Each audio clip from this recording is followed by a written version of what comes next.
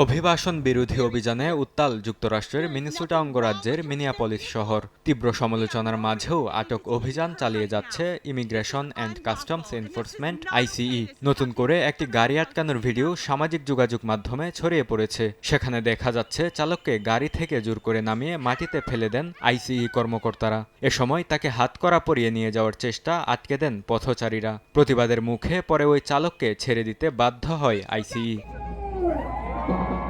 আইসিইর ধরপাকড়ের প্রতিবাদে স্থানীয় সময় শুক্রবার মিনিয়াপলিসে অর্থনৈতিক ধর্মঘটের ডাক দেন কমিউনিটি, ধর্মীয় ও শ্রমিক ইউনিয়নের নেতারা। তাদের ডাকে শুরু হয় day of truth and freedom কর্মসূচি।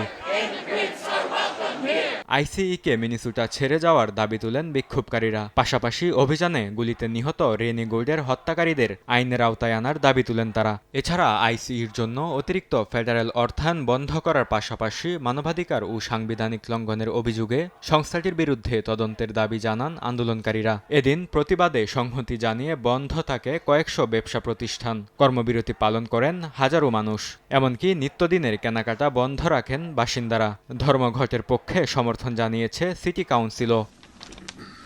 চলমান ফেডারেল অভিযান বর্ণভিত্তিক বৈষম্য করছে মন্তব্য করে মিনিয়াপলিসের মেয়র জ্যাকব ফ্রে বলেন, এটি সাধারণ মানুষকে নিরাপত্তা দেওয়ার বদলে ভীতসন্ত্রস্ত ও অসহায় করে তুলছে। শহর থেকে আইসিইকে সরিয়ে নেওয়ার আহ্বান জানান তিনি।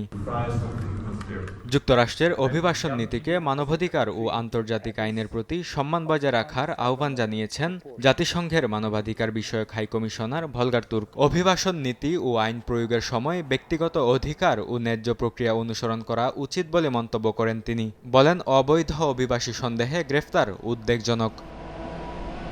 বরকতুল্লাহ, সময় সংবাদ।